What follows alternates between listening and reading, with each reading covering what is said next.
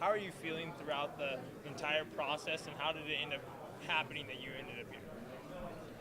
Well, I mean, it's been crazy. I finally thought, okay, I've got this big fight, an opponent I liked, number 11 in the world, and then this game's crazy, man, and things happen, and it's to be expected. And I kind of had a weird feeling the whole training camp. I'm like, man, what if this happens again? What if Brooklyn kind of happens all over again, and I end up without a fight? And for a second there, I really thought that was going to happen. And like I said, as soon as I saw Yancy Medeiros got hurt, I volunteered to step in and take this fight.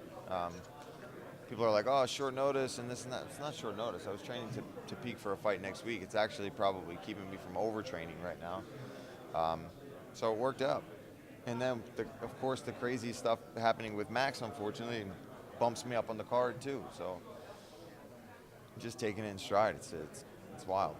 When things went down in Brooklyn, that whole process, did you have to, really take a step back and be like, all right, I need to be more careful with how I'm going into my fight camps and all that good stuff? Did it really make you reevaluate it all? Yeah, one of the things that we kind of did for this fight was you can't dwell too much on one specific opponent. I mean, you obviously have to do certain things throughout the week and in the camp to prepare for whatever your current opponent does. But at the end of the day, you should just always be really focused on getting better, becoming a better fighter all around, because you never know. I could end up fighting Chiesa instead tonight, or somebody else. You never know who it's going to be and what style they bring. So I did a lot of sparring for this fight, not with guys that are 6'3", not with guys that do what James Vick does. I sparred a lot of guys that are about 5'10", my height, stocky, strong welterweights. So when I saw that it was Mike Perry, I was like, wow, man, I've got quite a few training partners that I work with every day that fight a lot like Mike. So it worked out. If things go well for you on Saturday, do you think that maybe that is a move up for you that you could, think about later? I know, I got asked this question a lot. My mom is, she's the biggest supporter of my move up to 170 pounds. She hates seeing what I have to go through to make 155, but I don't know. We'll see. We'll see how I feel. I feel great right now. I'm obviously not sucked out as bad as I usually am right now. I feel lean and strong, and the weigh-ins will be, I won't say they're a breeze. I've still dieted to get to this point. It's not a walk in the park, but it's much easier than 55. So we'll see. Talk to me on Saturday night, and I'll have an answer for that one. When you got the call to step in for Mike, what were you walking around at? I was about 185 pounds. Probably completely different process of cutting just down to 170 to 180. Yeah, imagine that down to 155 in 2 weeks. So you're feeling great and you're ready to go. Yeah, I'm ready to go, man. I feel like energy is going to be there more than anybody's ever seen. And on top of that, the way I was preparing was to make 55. So I'm running 3 to 5 miles almost every day to get the weight down to make 155. So the cardio has been put in, this and that, stuff that maybe guys slack off when they move up a weight class because they don't have to drop as much weight. I did all that. I lost all the body fat. I lost all that. So now it's just water that I got to lose. I don't have to, I'm not carrying any extra weight. It's just muscle and water.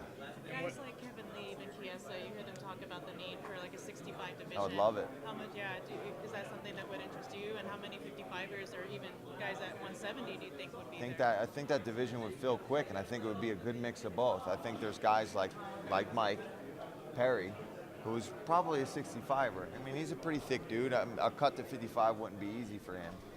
But a cut to 65, he could cut another 5 pounds, let's be honest. And for me, getting up over to 190 something, I could diet down and then be in a nice smooth cut to 65. It would be a cut, but it wouldn't be, that last 10 pounds is when I start really, like when I hit 65 to 63 is when I look, I don't look good. I go from looking really shredded to looking sickly. So, yeah, I would love a 65-pound division. What do you mean? Stare down wasn't your average stare down, was it? No. It's a bit crazy. What do you kind of see, and what do you take away from it? I think when guys do that, I think it shows a lack of confidence. You know, I think he's trying to convince himself that he's going to knock me out. He's saying all these crazy things. He's going to put me away in spectacular fashion. He's going to knock me out in 13 seconds. And I think it shows a sign of weakness. I think he's worried. I think he's worried. He's on a losing streak, and he's nervous that maybe the guy that stepped in here is a little more than he expected. I think he thought, oh, a 55er's coming up to 170, and then I think he gets to stare me in the face, and it's like, I'm not a small boy. I'm not some little guy that's coming up from 155 pounds. I'm bringing the heat on Saturday. Was there any talk about you getting the call instead of Vic?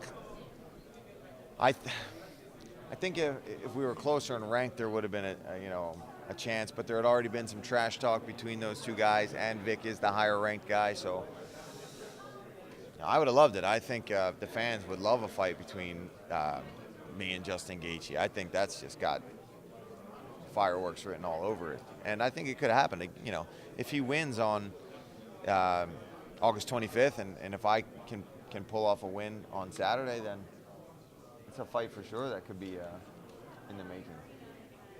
Do you think there's kind of a blueprint out of how to beat Mike? Like, people have kind of gone in there, avoided getting in the kind of firefight with him and been successful just picking him off the range. Is that, I don't want to say your game plan, but... Yeah, I mean, those guys fight a little different that pick them apart. That's their game kind of to start with. My game's kind of to meet you and smash you on the way in. And so there's two ways to face a guy that's a little wild, right? It's to stay away and pick apart. That's one way to do it. And another way is to also meet it and beat it to the punch, and being the faster guy and the more technical guy, I think, with elbows and things like that. It's going to be a balancing act of staying away and meeting him when he doesn't expect it. Paul, what was the roller coaster of emotion? You're on the path of losing your second straight fight on short notice, and now this one comes along. So what was that? What were those feelings like? I'll be honest, man. There was a bit there where I was talking to my manager and my team, and I was like, I just want to go home. When I found out that I wasn't fighting Vic, I said, I don't want a replacement. I was joking with Butler. I just want to go see my family and drink a beer, man. I'm sick. Like, I'm over this. This is frustrating. But then he can tell you, as soon as I was like, I want this, and we got it, I was like, let's go. This is a fight I can get excited about. This is one of those matchups where I'm like, yes, this gets the fans excited. This gets me excited about this. When I think about this guy and getting in there with him, you can't help but get hyped up for this fight. And now it's on the big stage. It's right before the co-main and on the pay-per-view. So let's go. It went from really upset, depressed, wanting to go home to, I was spitting fire in the gym the night I found out I had this fight. Is this almost better in some ways? I think it is better. I think there's more hype behind this than, what are you more excited about, me versus Mike Perry this Saturday or me fighting James Vick in a week? I think this is a little more exciting. So James thinks he got the better end of the deal. I think I got the better end of the deal on this thing. Is it Mike himself and all the stuff that he talks, or? He's a good guy to fight. I know he's doing his thing. He's saying all this stuff about me, but at the end of the day, this is what we do. We're entertainers. We're fighting. He's being Mike Perry. I'm going to be Paul Felder. This is who I am. This is how I handle things. That's what Mike Perry does. It makes for damn good TV, and at the end of the day, we got to get in there and fight, and we're going to do that, and we're just getting you guys interested, and I'll be damned if it's not going to pull a lot of attention. I think it's going to get people wanting to buy this pay-per-view. Maybe not as much as Max versus Ortega, obviously, but I think it's something that people are like, all right, yeah, I kind of want to see that go down. You're a trained and decorated actor. Mike Perry's not acting, is it? That's who that guy is it not? Listen, there's certain guys that when they talk trash, I say, oh, that's he's full of BS, you know what I mean? That's Mike Perry. That's him. I saw him the other day in the PI, and I gave him a fist bump, and it was like okay, well, I'm not going to fight you now, you know what I mean? So at the end of the day, listen, I gave Mike Perry a pizza in Pittsburgh when he knocked out that kid on his debut. I gave him 2 slices of pizza, so I'll be sure to buy him some more pizza on Saturday. Do you feel like if you do choose to go back to lightweight after this fight, do you think like a win here will influence your ranking? Because you have seen that the rankings have mattered and affected. Yeah, I don't know. Maybe an impressive one, and depends on how the rest of the division shakes out. Hopefully, it doesn't get me bumped down or anything like that, because You know, we've got some lightweights on the card that are on the possible cusp of getting that 15 spot with Dan Hooker and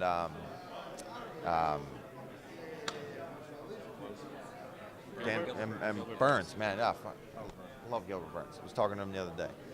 Yeah, those two guys are, you know, they're right around the cusp of that top 15 spot. So we'll see. When Darren Till beat Stephen Thompson later said he wanted to ban the front kick to the knee. Yeah. Where do you fall on that? It's a strike, man. You got to learn to deal with it. It sucks. Yeah, but we're in here to hurt each other, unfortunately. It's like saying, well, I don't think you should be able to punch this way or that way. I see where he's coming from. It is a dangerous kick, and it can, you know, be a career changer and things like that. But I just don't know if you can stop somebody from throwing a side kick to the knee. What do you make of soccer kicks and foot stomps? Israel Adesanya said he wanted to bring those back into the octagon. Foot stomps? I mean, they're here still. Oh, to the head. Yeah, I mean, shit. I mean, I think it's something I could learn to put into my arsenal. So, I mean, if they came out with that, I'm still fighting. I'm not going to stop doing MMA. But I think soccer kicks a little more dangerous. You know, if a guy's down and the ref can't get in and he's out of it, and you soccer kick him, I think you could kill a guy. You know what I mean? At least you hurt somebody's knee. They go get surgery. They're back in the gym a year later, 6 months later. You soccer kick somebody, break their jaw, and they may never be the same. Thank you. It's a more enjoyable fight.